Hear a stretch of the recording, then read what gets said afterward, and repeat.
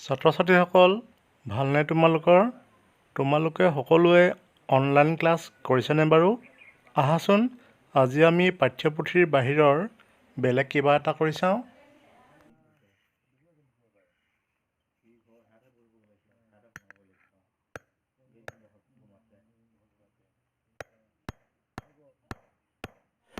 মই প্ৰথমতে এটুকুৰা কাঠ ল'লোঁ আৰু কাঠ টুকুৰাত এটা গজাল মাৰি লৈছোঁ।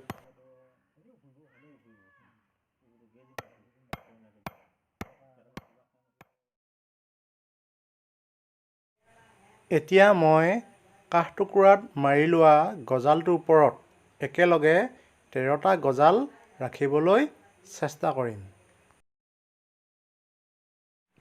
মই প্ৰথমতে 1 নম্বৰ গজালটো ৰাখিবলৈ চেষ্টা কৰিছোঁ। 1 নম্বৰটো পাৰিলোঁ।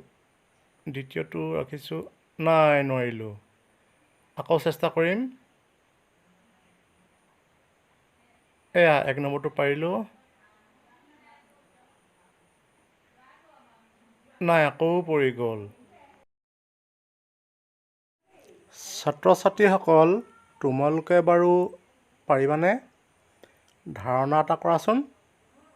তোমালোকেও ঘৰত চেষ্টা কৰি চাব পাৰা।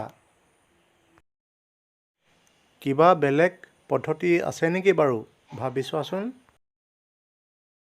এতিয়া সকলোৱে মই কৰাৰ নিচিনাকৈ কৰি চোৱাচোন। প্ৰথমতে এটা গজাল মাটিত থৈ লোৱা।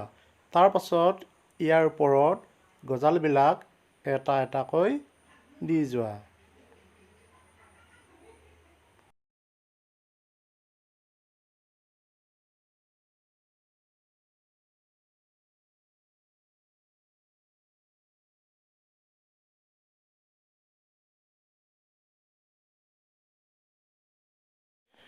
মই এটা গজাল মাটিত পাৰি লৈছোঁ, মাজত 11টা আৰু ওপৰত এটা, মুঠতে 13টা গজাল এনেদৰে সজাই লৈছোঁ। এতিয়া মই গোটেই 13টা গজাল ধুনীয়াকৈ দাঙি নি কাঠত মাৰি থোৱা গজালটোৰ ওপৰত এনেদৰে ৰাখি দিলোঁ। এটাও গজাল মাটিত পৰি যোৱা নাই, নহয়নে? তোমালোকে পাৰিবা নাই বাৰু? এবাৰ চেষ্টা কৰি চাবাচোন আৰু ইয়াৰ আঁৰতনো কি বিজ্ঞান লুকাই আছে বুজিবলৈ যত্ন কৰিবা।